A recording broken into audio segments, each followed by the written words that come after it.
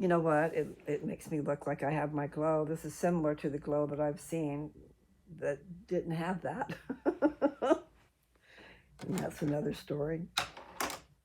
I have seen in a picture the light shining out of my face, sitting right next to a guy that had the same color tan I had. He looked normal, but I had glow coming out of my face. Crazy. But that's just one little story. I've also had people tell me that I need some sun. And they're right, I do. Because I do look much better with a glow, a rosy glow. But I was in a bar, and it was dark in the bar. But I bet I blinded them. Those of you who have an ear, let him hear what I'm saying. Anyway, I have seen my aura. And then I've seen what I just told you about. And serious, we had a dark tan. Both of us had a dark tan. But you could not see that I had a tan in that picture. And it was one of those photo booth pictures. There was 4 of them. He had his tan. Maybe they were showing me the difference between light and dark. And that goes with other papers I've written too. You know, turn on your light so you're not in the dark. In the dark, you don't understand what's going on. And you don't know how to protect yourself because you don't know anything. That was just a little bleep, okay? So I was going to read this, and then I started saying, no, it's definitely not, it's not the simple stuff. And so I'm going to learn something too while I read it.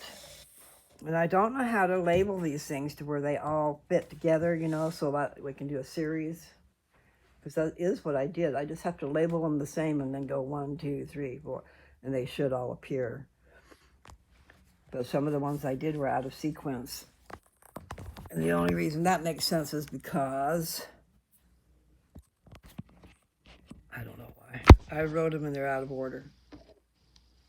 But there's only about 20 of those papers. Well, I've got you on top of. I'm going to try to make a place for you so I can see the screen and not have to hold you.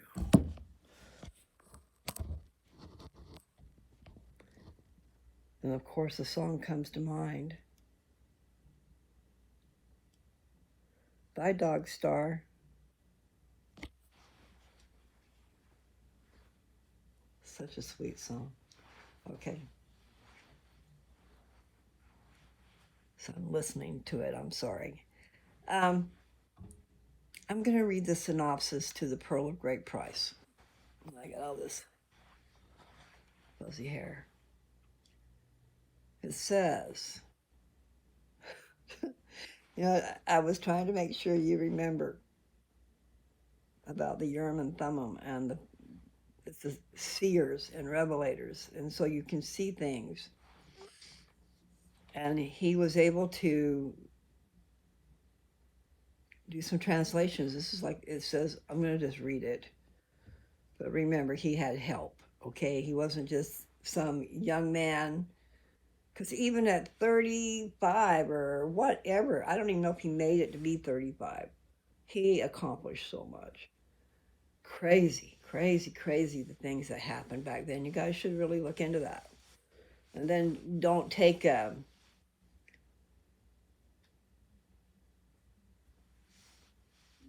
there's a lot of misconceptions out there, okay, about the Mormon Church.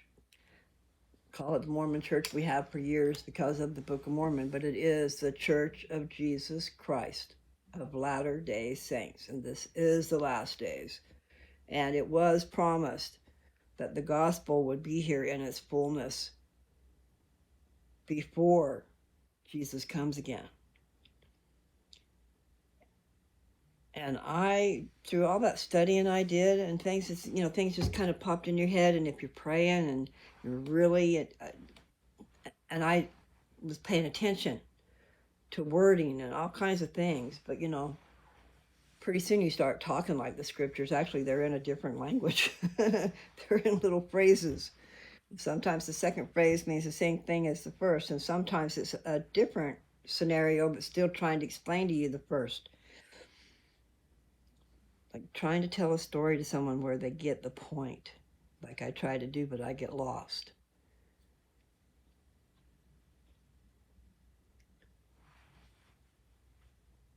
The spirit of prophecy, okay?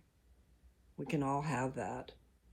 You don't go prophesying for other people, I guess, but it's meaning you understand. You can see, you can understand what you're reading. God is helping you to understand. Otherwise, how would you ever? And then these study guides that the church has is just wonderful. I don't know what year that Mormon doctrine was done, but so I started talking about that too. The millennium is one of the subjects we like, and there's a lot of stuff to read. And then signs of the times, there's a whole bunch of pages, I think, for that. I don't remember what it was I was looking up the other day. I was disappointed that I didn't find something where I could go look at it. And I know I also touched on 500 acres. I was compelled. I had this insatiable urge to learn. And the only thing I had up there was my scriptures. Ouch. And I thought, well, you know what? That's a good thing to be learning. My daughter was in kindergarten, so she was gone during the day, and I was there, and there was no TV and no telephone, and the land was beautiful. But I did spend a lot of time with the scriptures. And so things started kind of hitting me. I started understanding some stuff. Let's see if I can remember where that one is. I got to get something out of my finger. Revelations, and it's not with an S, Revelation 2, verse 17. It's going to tell you about a stone, a white stone. But it only alludes to it. It doesn't give you any more information. But then you go to other scriptures that are in that reference book. Because see, Mormon Doctrine is the one that told me to go there. A Urim and Thummim is 2 stones put in a breastplate. So 2 stones put in a breastplate. But then there's also a different Urim and Thummim, which is singular. And if you read enough, then you see that. And that was read to you guys already on my stuff. So I'm pretty sure I went back and read that. Because I did a thing on the Urim and Thummim, a couple of them.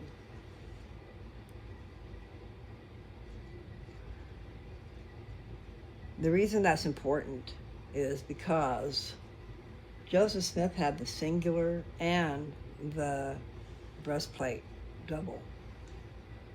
When he got the plates, they were in a box, a stone box in the earth. And there were other things in that box. The sword of Laban was in there. And part of what I read in the Book of Mormon, the little Book of Mormon in the back, which he is covering the wars, okay? Because the people were so horrid. Both sides, both the Lamanites and the Nephites were bloodthirsty people. And Mormon, when he was 10 years old, was approached by a man who knew about the records and stuff. And he told him, he says, I perceive that you are a sober child. And he told him to not preach the gospel to these people, because it would be for naught, and it might cause his death, But what he said was to observe. And then when you are 24 years old, which is 14 more years, go to this place. There was a hill, I can't remember the name of it, And it might even be like the Hill Cumorah, but it's not. The name in the book was not that, I don't think. I think it was so different. Talked about how to get there. And I just can't remember it enough to do it any justice, so I'm just thinking it might be something separate. My hair just looks so ragged. I can't help it. I see it. So, just saying that I know that it's real, okay? And then if you put all these different scriptures together, and they're coming out of the Bible, and then there's some coming out of different books in the Book of Mormon, because when they found the records to the Jaredites came over from the Tower of Babel, but came over like they did across the water, left that world over there. At the time of the Tower of Babel, where all the languages were confounded, where people could not communicate with each other. These people were with God, especially the brother of Jared, because he would go to his brother and ask him to pray. I don't know why he didn't do it himself, but so for, I kind of can figure out. His brother was in good with God and he wasn't. I mean, he might have been a decent man, but he might not have been all the way, Pick and choose. And I can't say because I really don't know. I just know that the brother of Jared was the one who did the praying. And Jared was the leader of the Jaredites. That would make sense, right? So anyway, these records were found. And nobody knew the language. And they found, I want to say King Mosiah, but maybe it was somebody else. They found somebody who had the seer stone. They found someone who could translate that record. And so, the book of the Jaredites, and it is Ether, the book of Ether, has the record of the Jaredites in it. Okay, that's in the Book of Mormon. The Book of Mormon has several books throughout. And I haven't read that one yet, so I need to do that. I think it's right there before the Book of Mormon. You look at the title page, and you go down, there's all these books, okay? And then you poke on the book, and the books were at the bottom. But I thought, cool. The Book of Mormon is only 9 chapters long. I can do that. Oh my God. I learned a lot. And I felt a lot. And I cried. The horrible things these people did. I feel like I got something in my eye. So anyway, that's neither here nor there. The point is about the seer stone and being able to translate other languages that you know not of, okay? And the power of God. And I know firsthand about this prophecy stuff and visions. Visions come in dreams, but visions also come right at your face or in front of your face, because I saw a vision. I saw a vision. And I won't go into that. But then the other one was the vision in the dream, which told me all about the Urim and Thummim. I got away from that, didn't I?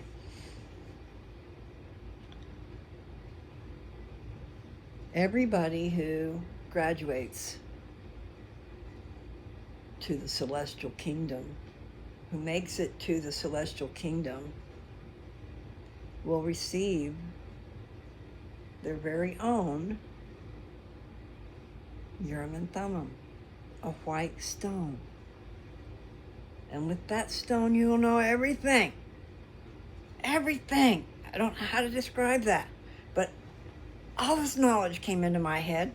It was more than I could handle, so I shot straight up out of bed. And I'm serious. And, I was always into trying to make money because I didn't have to go to work because I wanted to be home with my daughter. That's a little rant, but it's true. So I would work part-time, what they absolutely made me do, and then I would have them subsidize me with the rest. So I could be home with my daughter, which was still only part-time, and then it was, what a mess. Is it better to go get a job and just go do that and forget to being a mama? Yeah, sorry. I do get mad at things. Some of us didn't choose to go out and be single, raising a child, and not getting help.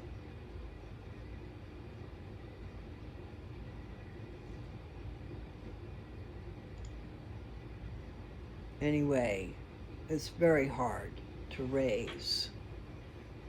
Even back then. You need to be a group. You need to be a unit. Man and woman together to supply everything the family needs, you know? The man can't always supply what the woman can, and vice versa. Whatever. We both have our role to play. And I shouldn't. Okay. I won't. That's too hard of a subject. I wrote a lot of papers, and I wish you guys would go back and listen to them, because I read them to you, too. Now I've forgotten it, but it was in my head. I was reciting one of my papers. But the same thing with the gifts of God. Powers of God, gifts unto his children, and we are his children. And those of us who believe, when you really believe, there's magic. There's magic. That's what I'll call it. I've seen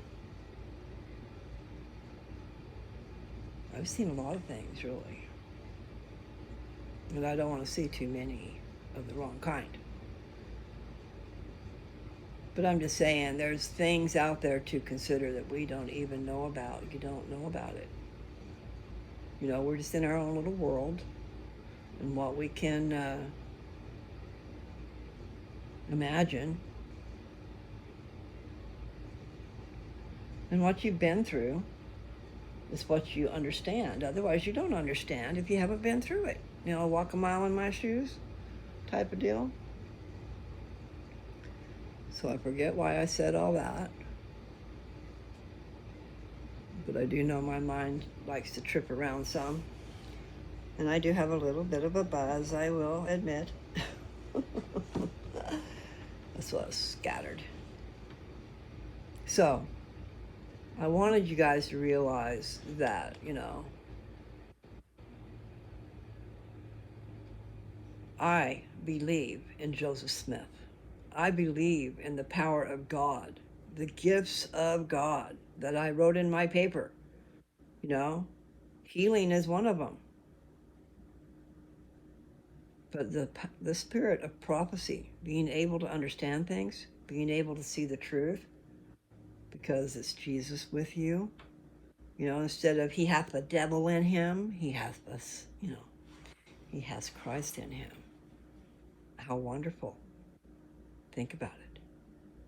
You can call on that. You know, as long as you're doing the right thing and you're doing good and stuff, you can call on power of God. And that is through prayer. You ask and you sincerely believe. You have to get on that level where you start out with wanting to believe, okay? But if you put it to work, if you put your faith to work, you'll start to see things. I know there's this big old glare, but you'll start to see little miracles happening everywhere. I can see where my blessings are coming from. Even though, yeah, life is kind of hard right now. But then again, it could be worse. So you always got to look at the fact that it could be worse. and be grateful for what you got. But I just started out ranting, not really ranting, but I just want you to realize that as I'm reading this to you, this is it's just a little verse, then you'll understand what I was talking about. The power of God is here. And it's in different levels with whoever, because some things are just predicated upon your faith and your belief. I think, believe and faith are they're the same, but then I can also see that they're not quite the same. Because I can believe, but do I have faith enough to put that belief into action? And that is how you acquire your power. I know I'm probably sounding a little bit strange about the power, but it's the truth, man.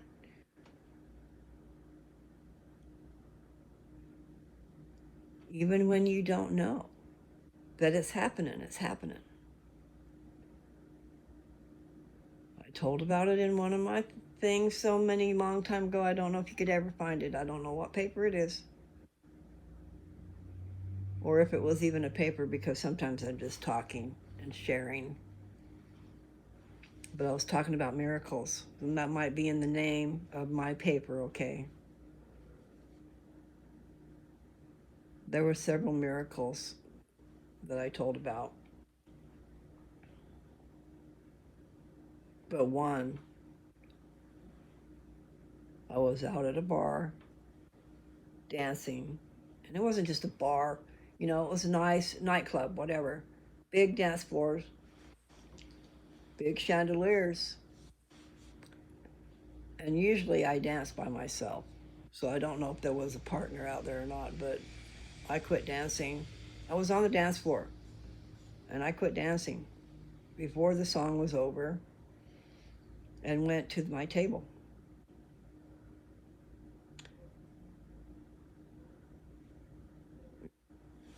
I must have made it to my table. Chandelier fell. Humongous chandelier fell right where I was dancing. I would have been dead. I'm pretty sure I would have been dead.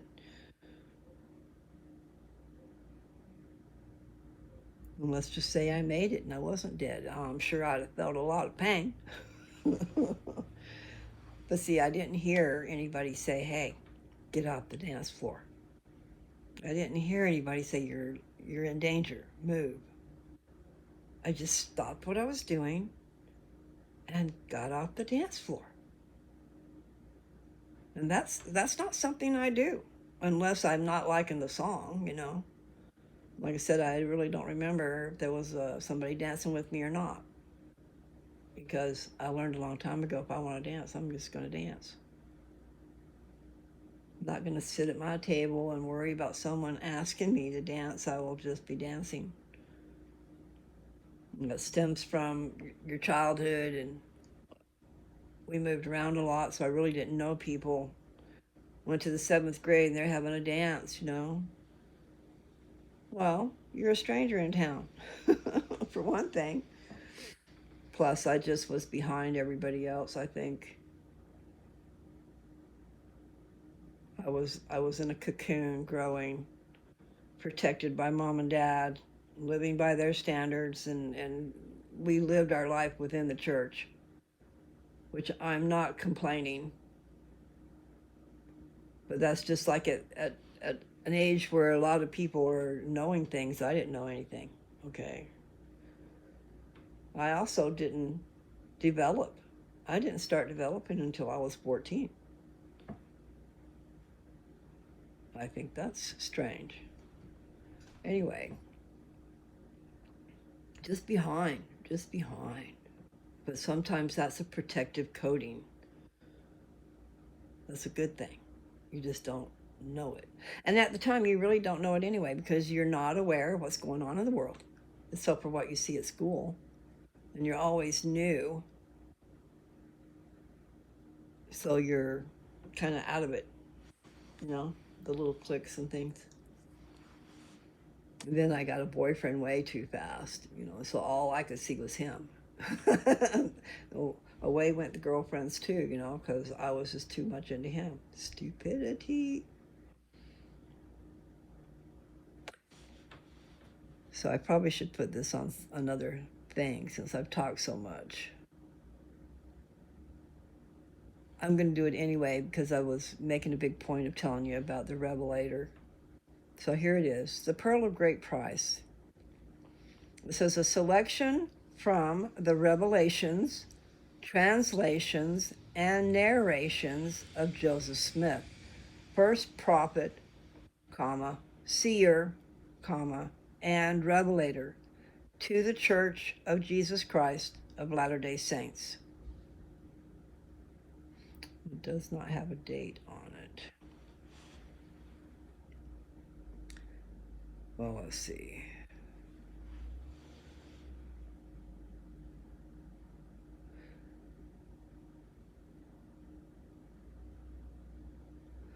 I am not sure of the date because of the way they've got it. It looks like 2015. And this is for a source. And then it looks like it's like March 24th, 2015. And then this other one says 2013 by Intellectual Reserve, comma, Inc., all rights reserved. And then the source is from something that's 2015. But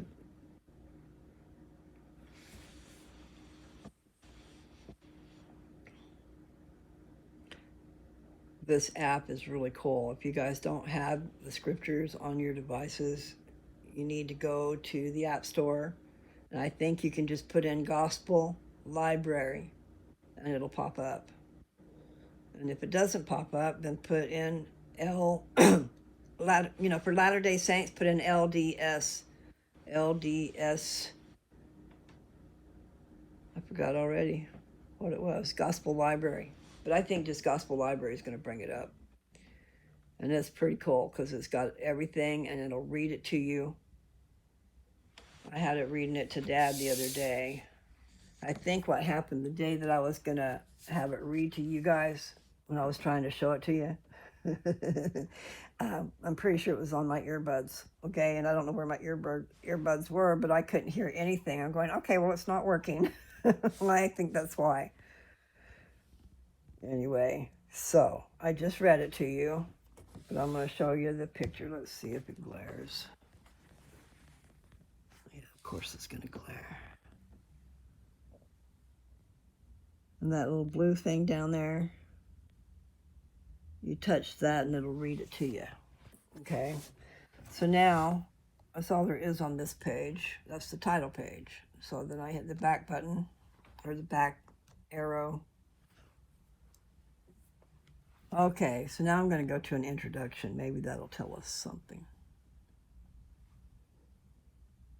It's cold out here, I'll tell you that.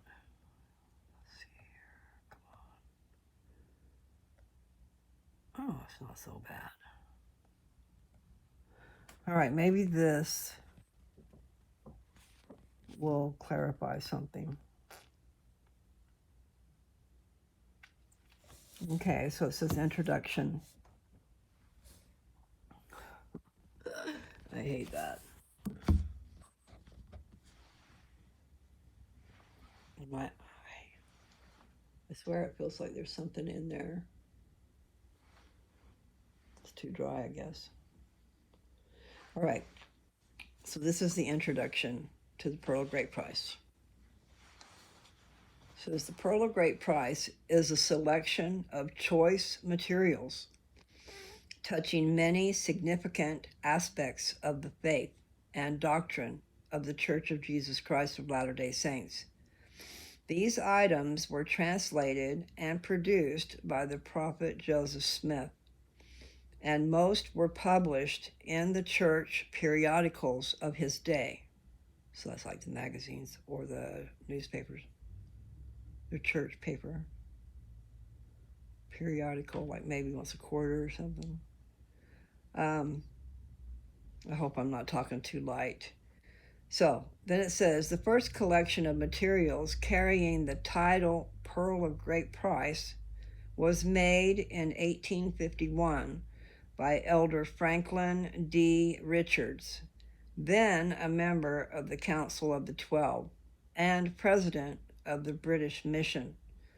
Its purpose was to make more readily accessible some important articles that had limited circulation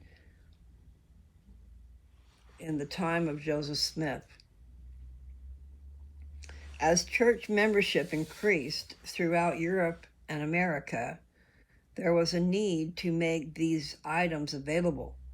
The Pearl of Great Price received wide use and subsequently became a standard work of the church by action of the First Presidency and the General Conference in Salt Lake City on October 10th, 1880. Several revisions have been made in the contents as the needs of the church have required. In 1878, portions of the Book of Moses not contained in the first edition were added. In 1902, certain parts of the Pearl of Great Price that duplicated material also published in the Doctrine and Covenants were omitted. Arrangement into chapters and verses with footnotes was done in 1902. The first publication in double column pages with index was in 1921. No other changes were made until April 1976, when 2 items of Revelation were added. In 1979, these 2 items were removed from the Pearl of Great Price and placed in the Doctrine and Covenants, where they now appear as sections 137 and 138. Aha, that's very interesting. You guys write that down. I know, I need to write it down. Okay. I need to go back. I'm gonna just read this last sentence. In 1979, these 2 items were removed from the Pearl of Great Price and placed in the Doctrine and Covenants, where they now appear as sections 137 and 138. In the present edition, excuse me, some changes have been made to bring the text into conformity with earlier documents. Following is a brief introduction to the present contents. Okay. It says number 1. Selections from the Book of Moses. An extract from the Book of Genesis of Joseph Smith's translation of the Bible, which he began in June of 1830. Number 2, the Book of Abraham, an inspired translation of the writings of Abraham. Joseph Smith began the translations in 1835 after obtaining some Egyptian papyri.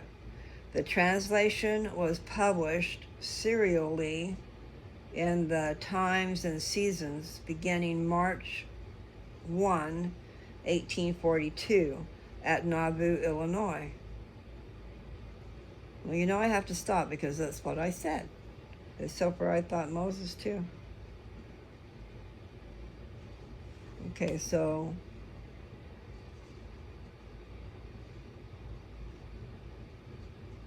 how interesting. So I'm going to get lost. But in the first one, the Book of Moses was an extract from the Book of Genesis of Joseph Smith's translation of the Bible, which he began in 1830. Okay, so that's the Book of Moses, which is what I was going to start to read, you guys. The Book of Abraham, an inspired translation of the writings of Abraham. Joseph Smith began the translation in 1835 after obtaining some Egyptian papyri. No, I'm probably saying that wrong, but it's the same thing. Papyri. Papyri. The translation was published serially in the Times and Seasons beginning March 1, 1842 in Nauvoo, Illinois. Joseph Smith Matthew. This is number 3. I don't know if you got that. I don't know when that started. It was telling me my battery was low. Hopefully it kept going. So, my battery's going to go bye-bye. But I should just hurry. Okay, so Joseph Smith Matthew, an extract from the testimony of Matthew in Joseph Smith's translation of the Bible. See Doctrine and Covenants 45, verses 60 and 61, for the divine injunction to begin the translation of the New Testament. This is number 4. Joseph Smith History, excerpts from Joseph Smith's official testimony and history, which he and his scribes prepared in 1838 through 39, and which was published serially in the Times and Seasons in Nauvoo, Illinois, beginning March 15, 1842. And then here's the last verse, number 5. I think these are not verses, they're telling you what's in the book, okay? So 5 different things, maybe. Because this says, the Articles of Faith of the Church of Jesus Christ of Latter-day Saints. A statement by Joseph Smith, published in the Times and Seasons, March 1, 1842, in company with a short history of the church that was popularly known as the Wentworth Letter. Okay. I don't know where that is now, but I did get that book. I was going to read it and then give it to Mother. I'm not sure if I gave it to her first. Nevertheless, that was interesting. But it still all has to do with the Urim and Thummim and divine power from God. Prophecy, the power of prophecy. And it's pretty interesting, so I'm going to have to read that. I just always found Moses to be really interesting, and I know in Abraham, he's fixing to, they're trying to kill him. They're going to sacrifice Abraham, okay? He's on his table. I mean, in the beginning of the book, if you have I don't know if it's in the paperback or not. I don't know. But I have seen, so it has to be the old Pearl of Great Price anyway. Shows the table, I think, where he was going to be cut open. Savages. And they sacrifice to all these different gods, idolatry gods, you know. Here's an idol, let's sacrifice a baby to it. How stupid. I mean, really, how stupid were these people? I don't want to say infantile, but you know, I don't think a baby would do that to somebody else. But they felt like they had to sacrifice people, babies and women. I don't know if they had to be virgins or not. I think at one point I read where they were just sacrificing them. Weird. Anyway, I got to go because I know it's going to run out, and it's almost at, I could just let it run out. It's 54 minutes right now. Go over here. That finished the introduction. Now Moses has 8 chapters, and it is really interesting because he talks about worlds without number. He saw all the handiwork of God, and he said, for this reason, I know that man is nothing. but I can kind of relate to that. So much information, you know. I think he was shown all the children that's ever lived. I don't know. These are things that'll be showing up in that if I read it. So, the Book of Moses, that's from the Bible. So that's Joseph Smith's translation, parts of in the Bible. And then Abraham, that was in the papyrus. I don't know if I even read that part about a casket. Anyway, somehow it was found and it was given to him. So then there's right, what it says here is Moses, Abraham, and then Joseph Smith slash or dash Matthew. And then it says Joseph Smith dash history. And then it shows articles of faith. So really that would be pretty interesting to go through. The articles of faith, I could do that one. I can go out of order. That is going to tell you what we believe. And Joseph Smith wrote it.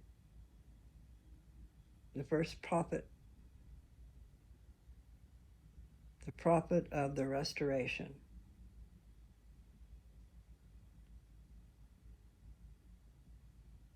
I love those movies, but then I get sad too because I hate the atrocities that were done to the members of the church in the early days. People were just savages. My dad, for some reason, loves to watch those westerns, and when I'm in there and the western's on, all I can see, all I can hear is something bad. They got to do something bad to somebody so that somebody can come along and save the day. Well, I'm trying to tell him, I don't want to hear the bad. To get to the part, he says, "Oh, it's going to be so good when they save the day." And I put those words out there, "save the day," but that's the same thing. There's a scenario for all these shows, and I know it seems weird, but they hurt me. I don't like it. And the point is, you need to control your environment as much as you can, but I haven't been able to do that in a very long time.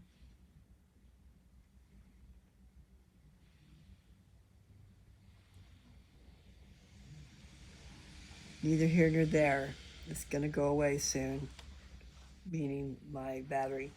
And I didn't blow my hair dry when I washed it, so it's kind of weird looking. But that's okay. Can't be singing Happy Trails every time, so. But I do like it. And that was cutting off a verse. No.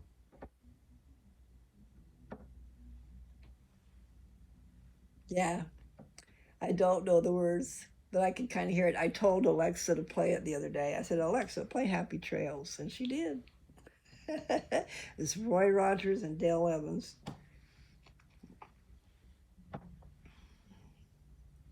Anyway, some of you people out there know what that is.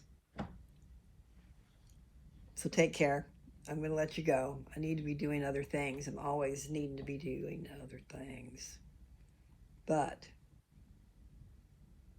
I'm glad I did it anyway. So I read you the synopsis and I read you the introduction. So the next thing I'll do is Moses and then Abraham. And on down the road till I finish it, I'll just finish the whole thing. It's worth doing. And it's interesting they took that out, but they put it, at least they put it in the Doctrine and Covenants. So we need to go there and read section 137 and 138. I wonder what that's about. Okay, so there's Doctrine and Covenants. It's the last two, so they just put it in after everything else.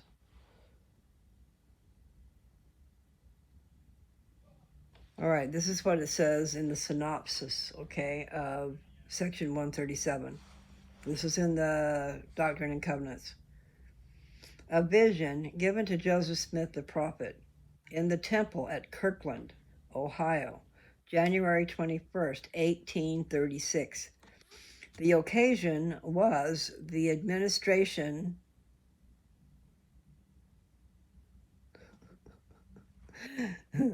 okay, gives me a little heads up on something, and it stopped me.